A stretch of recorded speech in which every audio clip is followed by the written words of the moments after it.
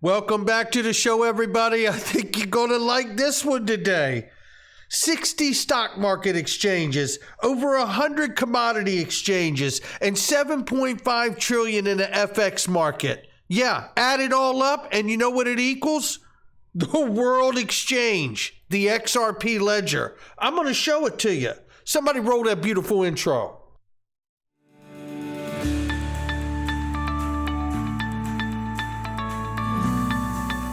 Digital Perspectives with Brad Kimes. Come on in.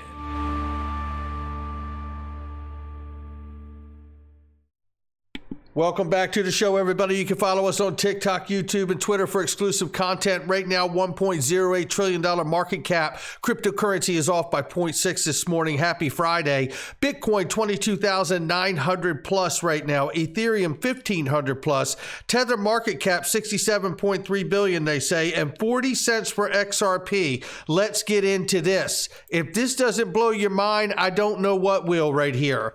I have told you about Link2. I've said they're a sponsor. I told you I love private equity. I told you I believe the next bull market in the digital asset space is going to come from real companies putting this real technology that solves real problems to work. That's how you get adoption. That's how you get the market in a positive way, right? Okay, well here, listen to this. Link2 says, when the Link2 portfolio company PolySign's Atomic Net blockchain launches, which is created by David Schwartz and Arthur Brito from Ripple, co-creators of the ledger, it says it will provide institutional digital asset trading with the same kind of secure, compliant, and risk-managed settlement that the DTC provides. Depository Trust Corporation currently settles over a quadrillion dollars a year in derivatives. And now PolySign's getting in the game. You can get it, but you got to click the link. Got to be accredited. Click that link. Don't mess around. One of these days, this stuff won't be available anymore. And that's the last feeling you're going to want in your tummy if you knew you could get it and then you didn't. Not financial advice, but I do know that feeling. SEC prevents Circle's plan to go public. That's what was said by Jeremy Allaire. Ladies and gentlemen, if you're not following ProCoin News, you need to be doing it. Again, proud sponsor to the channel. Love their work. Shout out to Nerd Nation. Wheezy. He's been writing some great stuff for ProCoin News, too. Give that guy a hand. You better follow him, too. This right here is Oz Crypto, who is still not feeling good about things that went on with Flare. He says, this is from 10 months ago. It seems a little strange that the latest response was, I'm unable to talk about what may or may not happen. Also just adds a bit of context to the previously posted screenshot of Hugo's stance on F assets. And I'm not going to play the clip other than to say that exactly, he goes and corrects this, Oz Crypto does. It says it was actually 7 months ago. But obviously BitTrue created an IOU market. And then FTSO participants, some of them, not all, some of them sold into the face of retail into that IOU market and took profits because they were awarded the token distribution prior to the rest of us. Now, you have to ask yourself if you feel good about that, if that's some kind of market manipulation thing happening, or whether it's necessary for operational cost. Everybody has to go through the process of sorting that out. But that's what happened, right? Some people blame BitTrue because they created an IOU market, right? Some people were upset with the FTSOs because they sold. And if they didn't have the IOU market, where would they have sold? And if they weren't given the tokens ahead of everyone else, would it have been the same? No, it wouldn't. So you have to figure it out for yourself there. But let's turn now to what is happening with digital assets and crypto regulation here. EU Parliament passes Basel III rules, including crypto asset clause. Very quickly here, just to show you what's going on. It's like a Band-Aid here is what it appears to be that they've done here. Particular requirement is an interim measure intended to run until the end of 2024. The European Commission was requested to present more detailed proposals by June 2023. So they are basically saying what we're doing is because the full coverage of crypto assets as proposed by the Basel Committee has not yet been addressed. The abridged treatment has some issues. The proposed 1,250% risk weighting for crypto assets, the one-for-one capital clause refers to crypto assets without defining the term. More work still needs to be done on the front of crypto asset proposal to better define its scope and to ensure tokenized securities are not captured. This was from the head of prudential regulation at industry body AFME. So the final proposal, Basel proposal on crypto assets, allow tokenized securities to have conventional risk weighting in most cases. The timing matters because the DLT pilot regime that covers tokenized securities comes into force in March. Well, we're starting to see this world getting on the same page. Shout out to Eleanor Terrett right here in the United States. The federal government is developing a national digital asset research development agenda. And it says today that the post was a request for public comment to help identify priorities for research and development related to digital assets, including various underlying technologies such as blockchain, distributed ledgers, decentralized finance, smart contracts, and related issues such as cybersecurity and privacy. Now listen to this. Public comment period begins today and will remain open until 5 p.m. Eastern on March 3rd. I'm seeing some coalescing here, right? I'm seeing things, however loose they may be, there is a direction, and that direction is not just in one part of the world, ladies and gentlemen. And I hope when they put this panel together that they find the Consumer Financial Protection Bureau that we found a couple years ago, that through the amended Dodd-Frank, which the architect was Michael Esparr of the Dodd-Frank Act, which gave us FSOC, which has the ability to deem things that are non-banks systemically important. I'm reminding you because I'm wait till we get to where we're going here. And inside the Consumer Financial Protection Bureau, which is an enforcement agency, recognizes Ripple and XRP as a virtual currency non-bank institution that can help with transfers of credit unions and banks for cross-border payments, as well as SWIFT's GPI.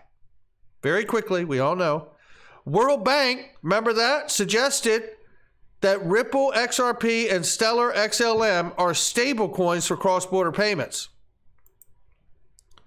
Then I asked, right here, ChatGPT yesterday, about the idea of how XRP would be a stablecoin. Now, look, ChatGPT is not just like pulling information from YouTube. ChatGPT has passed the MBA, it's passed the bar, it's passed the medical exam. I don't think there's much that it can't pass, right? This is artificial intelligence, right? This isn't just pulling links. It is formulating the answers. It is doing things where it is getting smarter and smarter every day. It offers solutions here about exactly how XRP could be a stable coin by pegging its value to a fiat currency such as the US dollar. Well, what if everybody thinks, oh, great, so it'll be worth $1? No, it could be. Temporarily. And as more volume comes onto the network, if the U.S. decided to do this, they could say, you know what? Now we will honor it at $10. And anybody wants to trade it in and get it for $10, it'll be backed by the U.S. and we will give you $10 for it because that's how we hold the value of it at. Don't believe it. That can happen. And you think that if it's 40 cents out here and a government comes up and says, you know what, we'll give you $10 for it because it's $10 value.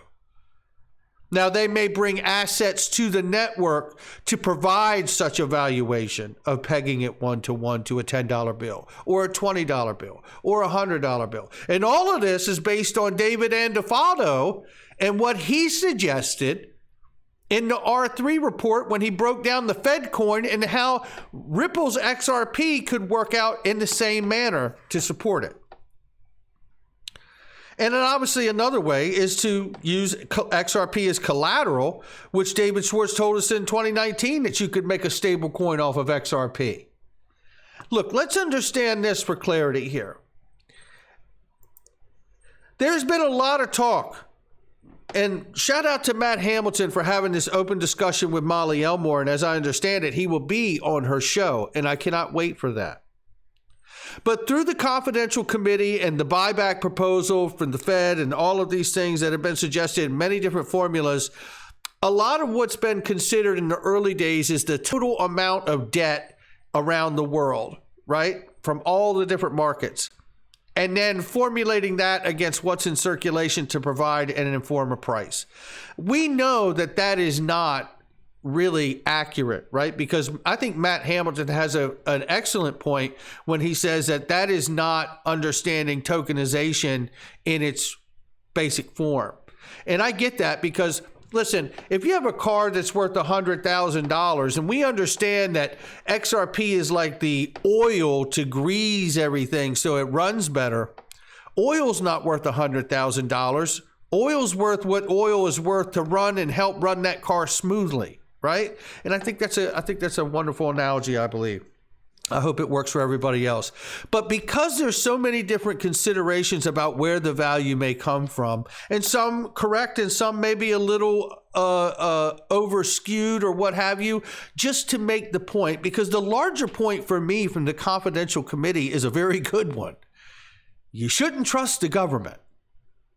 And if you do, I'd love to know the reasons why. Because I have never seen a reason to trust any government. And at the end of the day, that's what this is about for me from the confidential committee and what I see. And what I see is less about what the number or price of XRP would be. And I generally replace whatever they suggested is with just, it's a high number. And the reason I believe it's a high number is really because of the things we're going to look at, right? It's because of this. And let me start this right here. James Wallace at the Digital Pound Foundation in 20 seconds.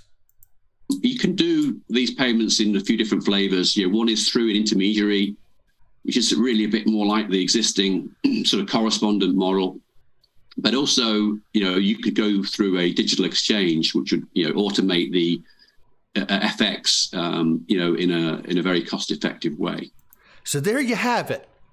That's the goal. You could go through a decentralized exchange, a DEX. That's what the XRP ledger is. It's a giant stock exchange for the world. It is, in fact, the world exchange. And it could do anything to anything.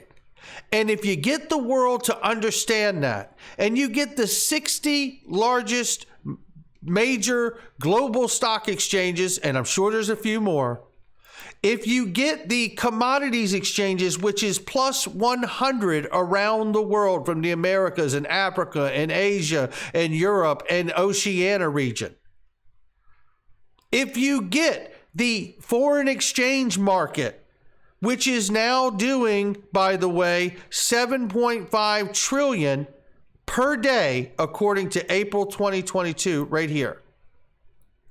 But what's interesting about the FX market, which is really where we understand XRP to be truly suited here, trades between foreign exchange dealers can be very large, involving hundreds of millions of dollars because of the sovereignty issue. When involving two currencies, Forex has little, if any, supervisory entity regulating its actions. Again, now come back to understanding the world exchange is the XRP ledger. Now come back to understanding this. Imagine the XRP ledger as the global netting around the world. The mesh, the blockchain mesh, right? The distributed ledger technology mesh, I should say. Not the old paper ledger that we have for each individual 60 plus exchanges and the 100 plus commodity exchanges and so on and so on and so forth. And the separate markets for the FX markets. Imagine all of those markets plugging into the spine of the XRP ledger, and then the automated market maker capabilities and functionality, the patent designs by Bob Way to be able to source across multiple different networks and systems to be able to settle one specific transaction, ensuring not only the best price and most accurate price in real time, but also pulling from all these different networks so you never create a dry pocket of liquidity for whatever it is you're looking to settle. Miguel Viez said it: liquidity plus utility equals value over time. That, I believe, is how XRP Ledger becomes and is the world's exchange. Now, with that being said, we have to have clarity, not only in this case, but in this digital asset space. And I think with the motion and things we're seeing from the European Union, Basel III, the movement now to create an agency and a department or what have an agency or a committee to move forward to get us clarity, it's going to start with stable coins and CBDCs, because that is the entrance and exit to the on-off ramp of this digital space. And it is also how the governments and banks remain in control, relevant, and powerful over everything as it digitizes to the fourth industrial revolution.